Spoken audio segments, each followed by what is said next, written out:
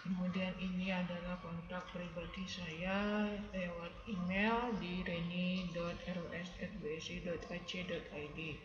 Lalu nomor telepon saya 0856 1189 540, dan ini adalah blog saya. Kalian bisa lihat materi ataupun mencari referensi dari blog saya. Pada pertemuan pertama kita di mata kuliah yaitu logika algoritma, di mana mata kuliah tersebut memiliki SKS atau beban pembelajarannya sebanyak 4 SKS. Di sini logika algoritma adalah mata kuliah inti yang harus kalian pahami bagaimana cara berpikir secara logis mengenai penyelesaian suatu masalah dan bagaimana menerapkan konsep algoritma tersebut dalam penyelesaian masalah kuliahan kita. Pertemuan 1 sampai 6 materi akan disampaikan, di mana saya sebagai dosen pengampu mata kuliah logika algoritma akan menyampaikan materi dengan online, yaitu kita akan temu tatap mukanya secara online, yaitu Zoom meeting, dan materi tersebut juga kalian bisa akses di My Base BSI ataupun di blog saya. Lalu pertemuan ke-7 yaitu uji kompetensi, dan pertemuan 8 sampai pertemuan 8 kita akan melaksanakan UTS. Selanjutnya pertemuan 9 sampai dengan 14 seperti pertemuan 1 sampai 6, saya sebagai dosen pengampu mata kuliah di kelas kalian akan memberi materi di pertemuan 9 sampai 14. Lalu pertemuan ke-15 akan dilaksanakan uji kompetensi, dan pertemuan ke-16 kita akan melaksanakan UAS. Adapun materi yang diikut, pertemuan 1 kita akan mempelajari konsep algoritma, kedua adalah tipe data, ketiga adalah flowchart, lalu dilanjut dengan branching, looping, dan rekursif. Setelah itu kita akan read dan kuis yang pertama kali, lalu dilanjut dengan UTS. Setelah UTS kita akan lanjut di pertemuan ke-9 mengenai larik, lalu metode divide and conquer, kemudian dilanjut dengan sorting, searching, dan metode greedy, serta materi problema dan model graph dalam metode greedy. Dan pertemuan ke-15 kita akan mereview materi dan kuis yang kedua, lalu UAS. Jadi kontrak perkuliahan kita ada yang namanya juga sistem penilaian, di mana absensi kita memiliki bobot sebanyak 20%, tugas yaitu 25%, kemudian UTS dan UAS yaitu masing-masing 25 dan 30. Mohon kalian perhatikan bobot-bobot tersebut sehingga kalian bisa mengukur dan menghitung kembali target-target atau nilai akhirnya, ya, agar kalian bisa mendapatkan nilai, yaitu nilai yang terbaik di mata kuliah ini, yaitu A. Selanjutnya referensi yang digunakan salah satunya yaitu Abdul Qadir tentang pemrograman Python, kemudian Julibi, Supardi, Dwi Yuniar, kemudian Swastika, Harumi, Ais Rosa, Mundir, kemudian Jud, dan seterusnya. Apakah harus semua? Ya, minimal kalian memiliki buku-buku tersebut, ya, dan atau kalian bisa mengaksesnya perpustakaan secara online, yaitu di library.bsi.ac.id. Pada kesempatan ini juga saya menerangkan bahwa kita akan melakukan pemrograman dengan menggunakan bahasa pemrograman Python, di mana teks editor yang digunakan untuk secara offline kita akan menggunakan PyCharm. Sedangkan secara online kita menggunakan yaitu Google Collaboratory. Oke, lalu ini tahapan bagaimana kalian menginstal aplikasi PyCharm secara offline. Untuk cara penginstalannya atau tutorialnya, kalian bisa mengakses di blog saya, ya. Jadi pada kesempatan ini saya juga membuat pisahan daripada tutorial, ya.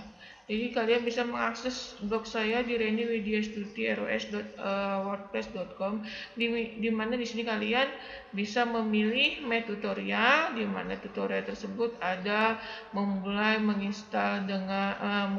menginstal PyCharm itu sendiri, ataupun memulai pemrograman Python secara online dengan Google Collaboratory.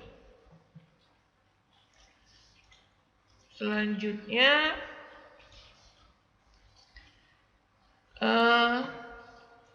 ini contoh penggunaan daripada Google Colab, ya saya singkat seperti itu, ataupun dengan Kaggle, tapi saya lebih referensinya dengan Google Colab karena sekarang satu orang sudah pasti ada Google itu sendiri. Jadi cara menginstalnya pun akan lebih mudah. Selanjutnya sekilas informasi awalan perkenalan dari saya.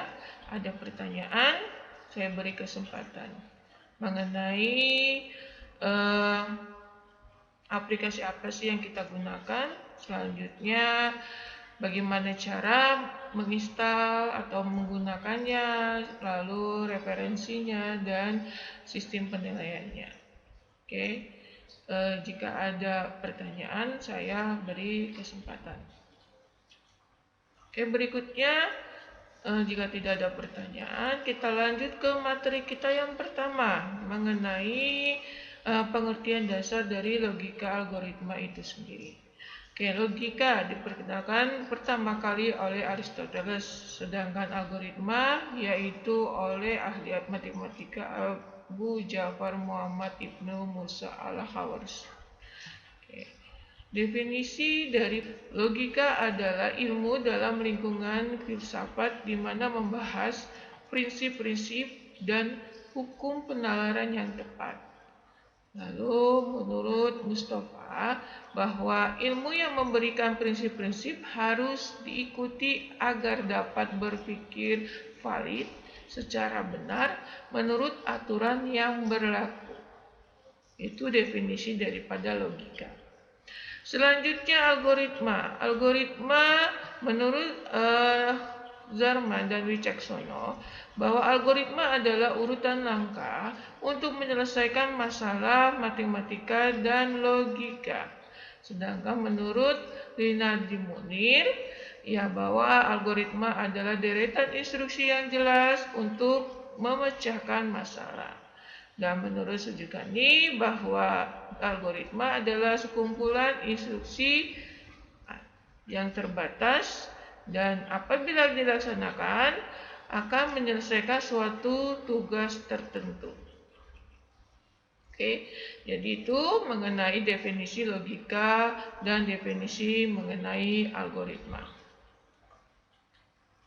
Oke, coba kalian lihat ya, ini gambar ini bahwa ada suatu gambar di mana cewek cantik bawa kue coklat. Apa yang kalian pikirkan? Bahwa si cewek tersebut ya memasak sebuah kue yang pasti kelihatannya enak. Nah, bagaimana algoritma itu diterapkan dalam kehidupan nyata? Ya, kita tahu bahwa dalam membuat kue-kue tersebut ya kita membutuhkan suatu resep. Nah, resep tersebut harus disusun secara berurutan dan valid hingga menghasilkan kue yang begitu cantik dan kelihatan enak. Oke. Atau lebih simpelnya untuk para cowok ya kan, atau untuk para yang kosan ya. Ini sering makan mie instan bukan? Nah, oke. Bagaimana cara membuat mie instan? Pasti kita semua tahu ya. Dan cara membuatnya atau langkah-langkahnya kalian bisa lihat di bagian belakang. Di situ ada urutan langkah-langkahnya. Kalian ikuti. Nah, langkah-langkah tersebut ya. Misalkan di sini merebus air, kemudian masukkan mie ke dalam air yang telah mendidih, kemudian tuangkan mie yang telah matang ke dalam mangkoknya, kemudian masukkan bumbunya, lalu aduk rata dan selesai. Oke, langkah satu per langkah ini harus terurut. Tidak mungkin kan, misalkan langkah kedua, masukkan mie dulu tapi belum merebus airnya. Kemudian masukkan bumbunya sebelum merebus air. Nah, apa rasanya? Pasti tidak karuan rasanya atau tidak sesuai yang diharapkan. Jadi, itulah yang namanya algoritma, langkahnya harus terurut sehingga menghasilkan produk ya yang sesuai dengan solusi yang diharapkan. Oke, dalam penyelesaian masalah kita mulai dengan masalah itu sendiri. Lalu setelah masalah itu ada, pasti kita akan mencari modelnya, model dalam pemecahan masalah. Bisa lebih daripada satu.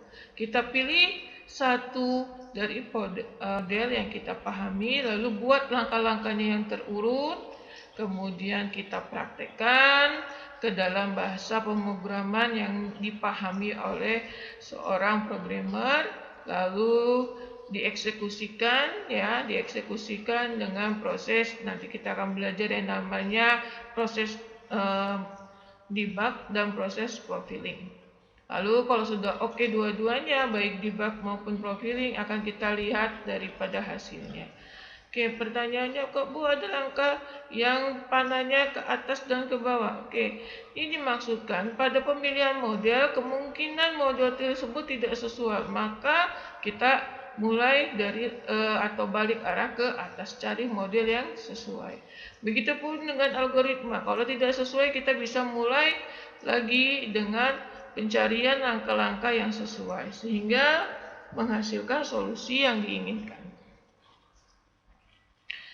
Lalu karakteristik daripada algoritma itu sendiri, langkahnya adalah harus terbatas, kemudian tidak memiliki arti yang mendua, lalu algoritmanya memiliki 0 atau lebih daripada masukannya, ada masukan, ada input, kemudian ada output juga, kemudian algoritmanya harus efektif, di mana setiap langkahnya dapat dikerjakan dalam sejumlah waktu yang masuk akal.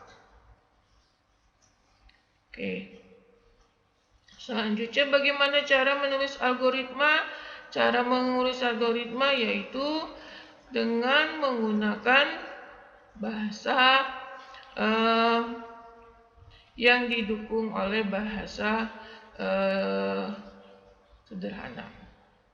Kita misalkan menggunakan konstruksi looping ataupun percabangan, maka kalau looping pakai for atau pakai while, kalau percabangan kita pakai if dan else. Contohnya seperti ini, baca bilangan A dan B, lalu hitung A tambah B, simpan dengan di C, lalu tulis atau cetak C dan selesai. Oke, maka dalam penulisan algoritma kita ada yang namanya pseudocode, bahasa semu bahasa yang mirip dengan bahasa pemrograman. Oke, di sini kita deklarasi, ada nama daripada, yang paling penting adalah nama algoritma itu sendiri, itu bagian awal.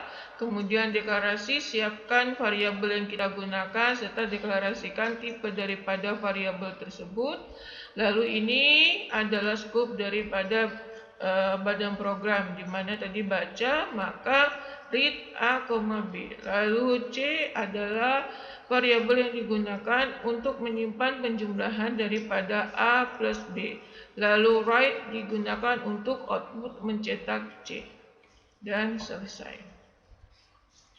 Oke, definisi dari bahasa pemrograman itu sendiri, program adalah kumpulan instruksi-instruksi yang diberikan komputer untuk melaksanakan tugas tertentu. Dan bahasa pemrograman adalah bahasa komputer yang digunakan dalam menulis program. Dibedakan bahwa program adalah kumpulan instruksi, bahasa pemrograman adalah bahasa komputer untuk menulis program. Bahasa pemrograman yaitu contohnya assembly, Fortran, kemudian Java, dan kita akan mempelajari Python itu sendiri. Python adalah bahasa pemrograman tingkat tinggi, di mana dirancang oleh Guido van Rossum. Dalam Python, bahwa strukturnya sintaksnya rapi dan mudah dipelajari.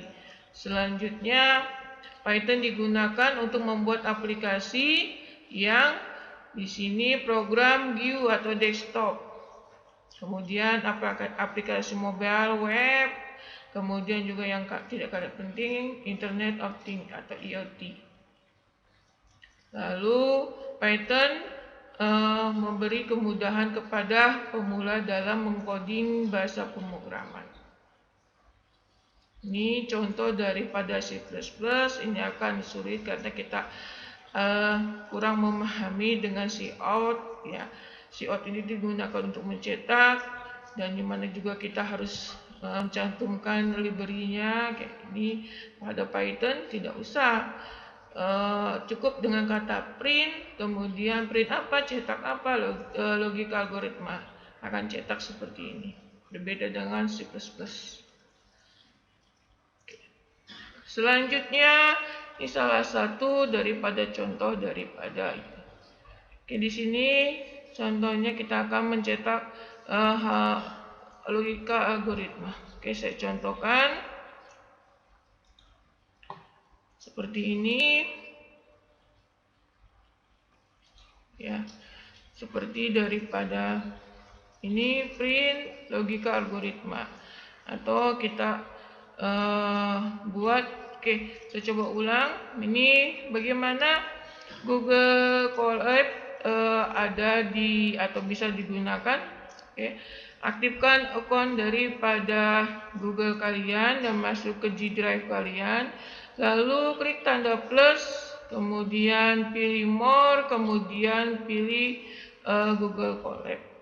Ini kalau sudah terinstall. Kalau belum, maka connect more application, lalu nanti pilih daripada aplikasi yang kita butuhkan, lalu install dan selesai. Ini bisa kalian lihat caranya di tutorial saya. Oke, ini kita ketikkan power battery, kita cari, nah seperti ini. Oke, kalau sudah terinstall maka akan muncul uninstall kalau belum, tapi kalau sudah maka akan munculnya uninstall. Oke, karena kita masih menggunakan, kita close saja.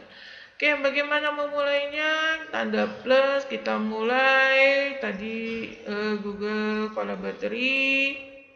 Oke, selanjutnya di sini kita tambahkan tadi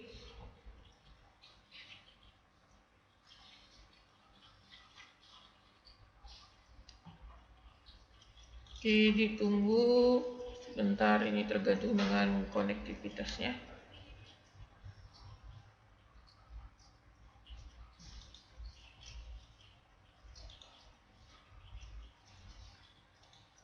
Oke. Misalkan kita mencetak print, yaitu kalau tulisan, ya, maka tanda petik 2 kita tulisan Minasana Informatika.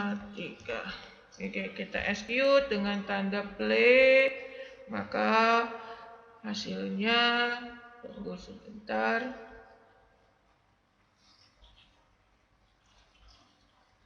Nah, ini akan kelihatan tampil hasilnya. Oke, selanjutnya kita akan membuat suatu program sederhana, yaitu penjumlahan dua buah bilangan A dan B bertipe data integer, dan penjumlahan tersebut akan disimpan ke variabel C lalu cetak C. Oke, dalam Google Colaboratory kamu tambahkan dengan klik menu sisipkan kode. Di sini kita variabel A adalah suatu tipe data integer yang merupakan inputan dari keyboard, ya, input, lalu buka kurung, masukkan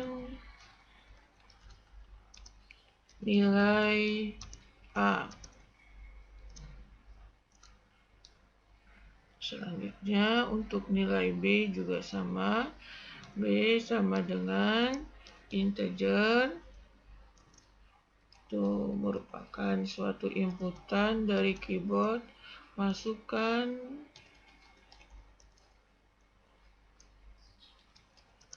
nilai B.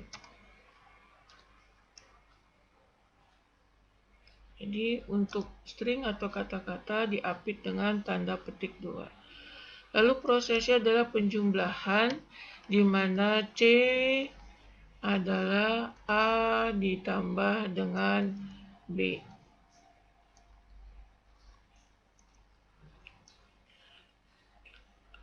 Outputnya kita kasih perintah print, dicetak penjumlahan A ditambah B sama dengan, di luar tanda kutip kita kasih koma yang isinya tuangkan atau cetak isi dari variabel C.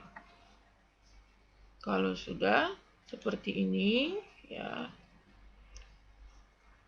ini ya, A sama dengan integer input, ada tanda petik, lalu masukkan nilai A, begitu juga dengan B, lalu C adalah penjumlahan dari A plus B, lalu cetak seperti ini. Lalu kemudian kita jalankan bisa dengan Ctrl Enter atau kita klik tombol play, tunggu sebentar, lalu tampil seperti ini. Masukkan nilai A, misalkan nilai A adalah 12, lalu masukkan nilai B, misalkan adalah 5, B-nya, maka penjumlahan A dan B adalah 17. Oke, kita lanjut ke materi berikut. Oke, selanjutnya kita membuat program menghitung luas segitiga, di mana rumus daripada menghitung luas segitiga adalah alas kali tinggi bagi 2. Oke. Lalu hal yang pertama kalian lakukan pada Google Colaboratory kalian yaitu sisipkan kode. Oke. Tadi luas segitiga adalah alas kali tinggi bagi 2. Jadi yang butuh inputannya adalah alas. Kalau dibagi 2 kita siapkan alas yaitu sebagai float. Float adalah bilangan desimal.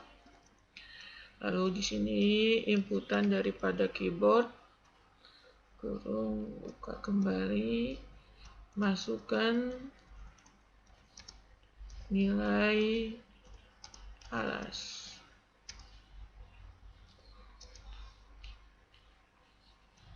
Lalu tinggi.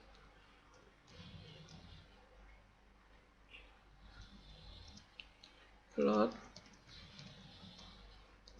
input ke kurung kutip, masukkan nilai tinggi.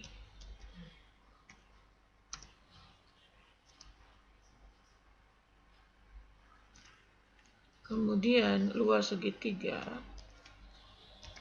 adalah alas kali tinggi kali menggunakan simbol bintang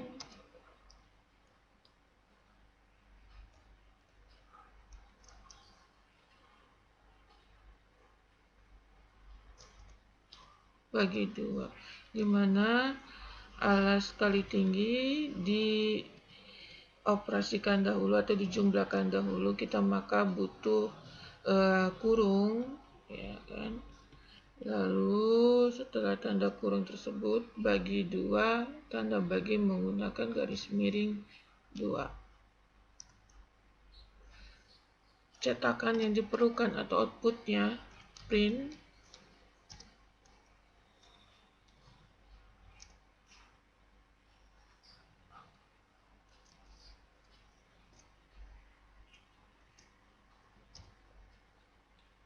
luas segitiga dengan alas spasi, lalu setelah tanda kutip koma A, tanda kutip lagi, koma lagi, dan tinggi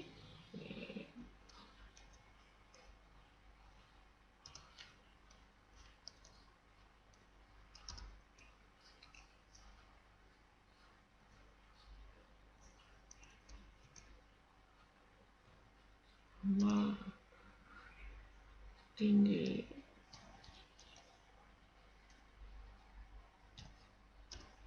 adalah sama dengan, kita tuangkan koma luas. Oke. Di sini cetak tanda petik luas segitiga alas, tanda petik koma A, koma alas,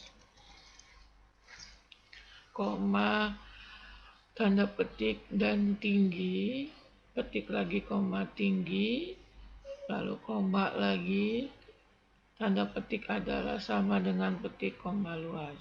Artinya yang dicetak adalah diapit tanda petik, di mana koma ini artinya tuangkan nilai dari variabel A, kemudian variabel tinggi, dan variabel luas. Oke, kita coba dengan proses debug, ya. Apakah sudah benar? Masukkan nilai alas.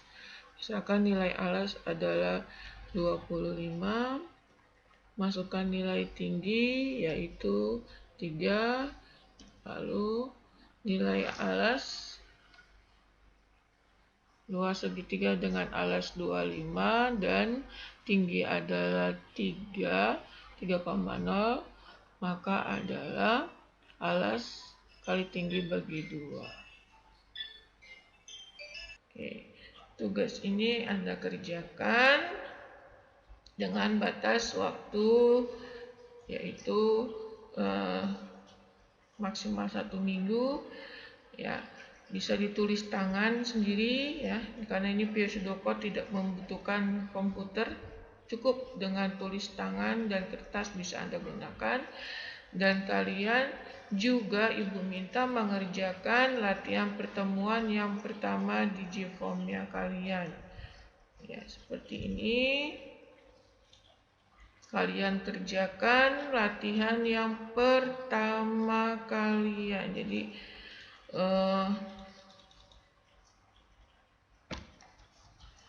kopikan linknya.